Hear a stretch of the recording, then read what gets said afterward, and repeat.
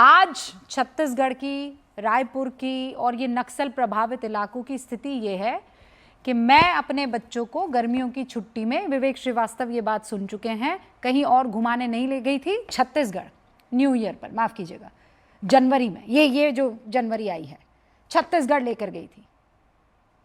और आज से कुछ सालों पहले तक ये कोई सोच भी नहीं सकता था कि छुट्टियां मनाने के लिए हम छत्तीसगढ़ जाएंगे, वहां पर बच्चों को प्राकृतिक झरने दिखाएंगे, ट्राइबल लाइफ क्या होती है वो वहां जाकर, क्योंकि ना तो सड़कें थी, ना वहां कोई हिम्मत कर सकता था जाने की, लेकिन आज कर पा रहे हैं। Now let me come back to the point जो अर्बन नक्सल का आपने जिक्र किया।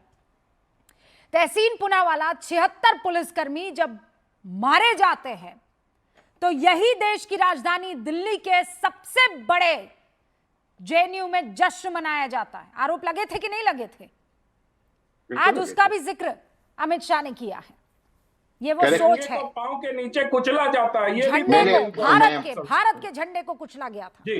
तहसीन, थैंक यू रूबिका जी।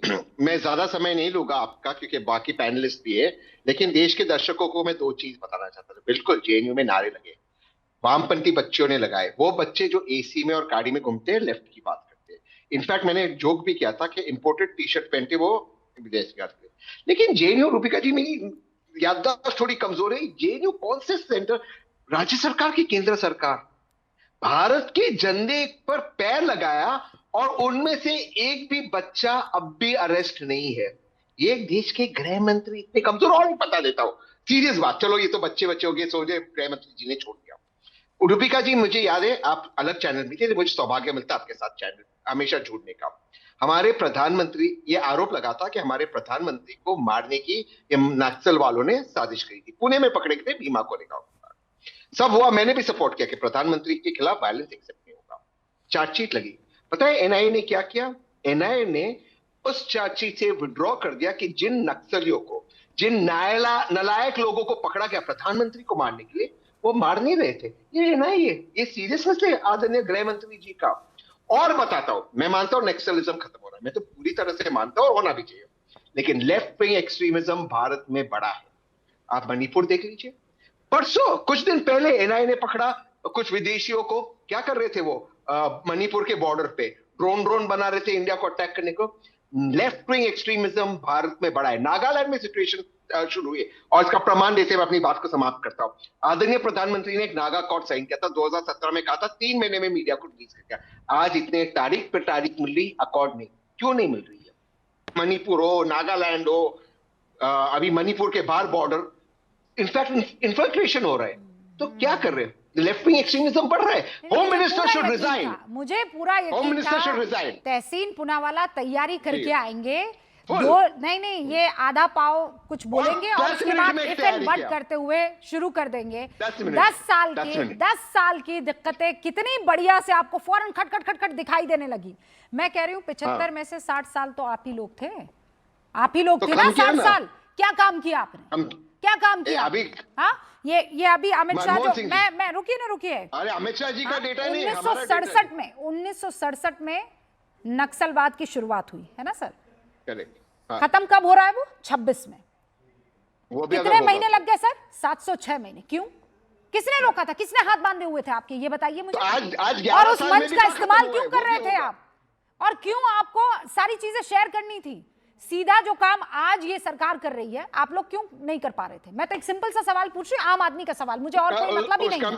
तुहिन पहले अपनी बात रख ले, उसके बाद मैं आगे बढ़ूंगी। रुकिए, बाकी और भी मेहमान। उसका जवाब दे दो। तुहिन जी, आज ऐसा है, मुबारकबाद जी, नमस्ते। कोई कुछ भी कहे, मुबारकबाद लीजिए, बढ़िया काम की शाबाशी मिलनी चाहिए। धन्यवाद। नहीं, हम तो देखिए रूबिका जी, आपको तो पता है मेरी पुस्तक भी आ रही है इस विषय पर, नक्सल टेरर वैंक्विश, तो मैंने इस विषय पर काफ़ी अध्ययन भी किया है और ये मेरा इस वक्त का प्रिय विषय भी है।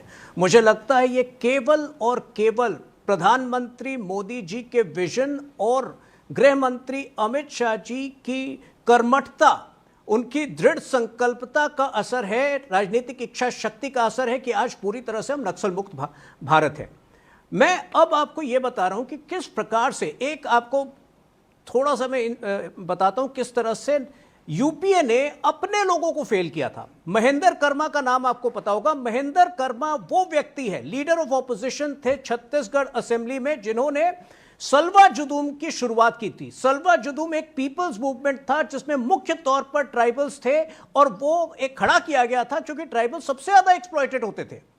ट्राइबल सबसे ज्यादा एक्सप्लॉइटेड होते थे नक्सलियों के द्वारा। उसको पूरी तरह से सपोर्ट किया डॉक्टर रमन सिंह ने, और ये एक संयुक्त तरीके से पहली बार भारत में बीजेपी और लोकल कांग्रेस पार्टी उनके खिलाफ, नक्सलियों के खिलाफ लड़ रही थी। आपको पता है उस समय जब 2010 में सबसे ज्यादा किलिंग्स हुई, उस समय भी कांग्रेस की ही सरकार, यूपीए की जो थी, अपने लोगों को लेट डाउन करके उस मूवमेंट के खिलाफ कोर्ट में 2011 में जब निर्णय हुआ तो उस निर्णय को ओपोज भी नहीं कर पाई, बल्कि किस तरह से रिवॉर्ड किया जज को। उस वक्त जो जज जिन्होंने सलवा जुदूम को हटाया था, सुदर्शन रेड्डी को, देखिए किस तरह से ये लोग अपने लोग को रिवॉर्ड करते हैं। 2025 में उनको वाइस प्रेसिडेंट का कैंडिडेट बनाया इस देश का। मेनका गुरुस्वामी वो लॉयर थी जिन्होंने सलवा जुदूम के खिलाफ लड़ा था। आज ममता बनर्जी ने उनको राज्यसभा भेजा है। तो ये अर्बन नक्सल, और इस पैनल में भी शायद एक अर्बन नक्सल है, ये अर्बन नक्सल सिस्टम, ये जो इकोसिस्टम है, वो दूसरी बड़ी चुनौती है देश के समक्ष, और उससे भी हम उसी दृढ़ता के साथ निपटेंगे।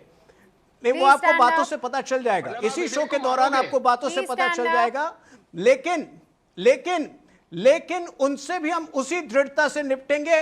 भविष्य में कभी ऐसी स्थिति नहीं होगी कि जेएनयू के बच्चे जो हैं सेलिब्रेट करें जब 150 जो हमारे सीआरपीएफ के जवान मारे जाए। कभी भविष्य में ऐसा नहीं देखने को मिलेगा कि वो सेलिब्रेट करें। उसके बाद पहले दो और लोग, उसके बाद विवेक। या देखिए, ये बड़ा सब लोग आज किताबें लिख रहे हैं, और सबकी सब किताबें लेफ्ट के खिलाफ, नक्सलवाद के खिलाफ, तो कांग्रेस के खिलाफ। क्यों हैं आप? एक सुनिए तो, आप ये अनंत विजय जी सम्मान करता हूँ इनका, समर्थन में लिख लेंगे फिर। नहीं, आप सुन तो लीजिए। अब पुस्तक कहने साहब ने बहुत बढ़िया पुस्तक लिखी है, 2019 में लिखी है। लोग रोक रहे थे 2014 के पहले लिख लेते सर। हमें देखिए ना, सत्ता में हमारे विपक्ष के लोग हैं, फिर भी हम संघर्ष कर रहे हैं, लड़ रहे हैं। आप लोग दबाते हैं। अनंत विजय जी बोलने नहीं देते, लिखने नहीं देते, फिर भी हम खड़े हैं। जो आइडियोलॉजी है वो आइडियोलॉजी है। आनंद जी कुछ कह जिसको रहे हैं, हम मानते हैं, है ना। अब आप 2014 के पहले तो लिख नहीं पाए किताब, तो अब आप जब आज की सरकार आई है तो ताली बजाने के लिए आप लिखवाइए किताब। अब आगे बढ़ते हैं। अब आप सुनिए, दिया किताब 2013 में लिख दी थी। अरे कुछ नहीं सर, आप सब सत्ता के गलियारों में, आप सब सत्ता के गलियारों में सलूट करके ताली बजाने वाले हैं। संघर्ष करना सीखिए। मैं संघर्ष करता हूँ, लड़ता हूँ। अपने पास रखिए। ताली बजाइए, एक सेकंड रुकिए, ताली बजाइए विवेक श्रीवास्तव के लिए, संघर्ष करने वाले भाई साहब के लिए। क्या संघर्ष करते हैं रागी जी? बिल्कुल करता हूं, बढ़िया सी इंपोर्टेड शर्ट पहनकर, हवाई यात्रा करके, कॉफी पीकर स्टारबक्स में संघर्ष करने वाले इस लेफ्ट लीडर के लिए ताली बजाइए। वो बगल में भी पी रहे हैं, कॉफी का सैशे वो बगल में भी पी रहे हैं। मैं प्रोटीन पी रहा हूँ, माशाल्लाह, प्रोटीन पी रहे हैं। ये फ्रिवलसनेस से नहीं होता। अरे भैया, मैं कम से कम जिस चीज को सपोर्ट करता हूँ मैं रोज बोलता हूँ, सर सपोर्ट करता हूँ। कथनी और करनी जानते हैं ना विवेक श्रीवास्तव? अरे कथनी और करनी समझते हैं ना? कथनी और करनी समझते हैं ना आप? कथनी और नहीं, सलवा जुडूम क्या होता है? इन्हें सलवा जुडूम का काका का नहीं पता है। अच्छा, अभी सबको सारा काका का पता चल गया है, अलिब्बे पे पता चल गया है, सबको पता चल गया है। संगीत रागी जी, संगीत रागी जी, आज बड़े बड़े आरोप लगाए हैं, बड़े बड़े आरोप अमित शाह ने राहुल गांधी पर लगाए हैं। कहा कि राहुल गांधी कई बार नक्सलियों के हमदर्दों के साथ देखे गए। 2010 में उड़ीसा में लाडो सिकोका के साथ मंच शेयर किया। 2018 में हैदराबाद में गद्दार से मुलाकात की। 2025 में कोऑर्डिनेशन कमिटी ऑफ पीस से मुलाकात की। 172 जवानों को मारने वाले हिडमा, वो जब मारा गया तो इंडिया गेट पर नारे लगे, कितने हिडमा मारोगे, वो वीडियो भी शेयर किया इन्होंने। ये आरोप लगाए हैं अमित शाह ने लीडर ऑफ ऑपोजिशन पर। रूबिका, सबको अपने अपने किताब की पब्लिसिटी कर रहा है। मेरी किताब की कीमत 12,000 है, तो मैं आपको कॉपी भी नहीं भेज सकता आपको। और मैं खरीद भी नहीं सकती सर। हाँ, तो मैं आपके किताब की ऐसे ही चर्चा कर लेते हैं। आपके जैसे गरीब एंकर पत्रकार हैं, हाँ, पत्रकार हैं, उनको मैंने भेज नहीं सकता। हाँ। लेकिन मजेदार बात है कि विवेक जी को मालूम है कि सीपीएम ने सीपीआई एमएल को इतना मारा, नक्सलियों को इतना मारा, बंगाल से सबसे ज्यादा नक्सलियों को मारने वाला कौन था? इन्हीं की पार्टी थी। और बहुत कूट कूट करके मारा, इतना मारा कि उनको वहां से आंध्रा भागना पड़ा। आंध्रा के बाद उनकी ट्रेजेक्टरी देखेंगे तो आंध्रा के बाद वो उस बेल्ट में नक्सली आए जहां पर माइंस वगैरह था, तो वो छत्तीसगढ़ के तरफ आए। वो इसलिए नहीं आए थे क्योंकि बंगाल में उनकी बहुत पिटाई हुई थी। और आपको जानते हैं, ये आज तक तय नहीं, नक्सलियों में कम से कम 12 स्प्लिट हुए हैं। और जानते हैं, आइडियोलॉजी के नाम पर स्प्लिट नहीं हुआ है, कौन कैडर किस महिला कैडर के साथ सो गई है इसके आधार पर इनके बीच में स्प्लिट हुआ है। ये मैंने अपनी पुस्तक में बड़े इसको डिटेल से इसको लिखा यही है सब लिखो कि पुस्तक में। कैसे। सुन लीजिए, सुन लो, सुनो, धैर्य रखो मेरे मित्र, जी, जी, धैर्य जी। रखो, नहीं, मैं धैर्य सुन रहा रखो, हूँ, धैर्य मैं सुन रहा रखो। हूँ।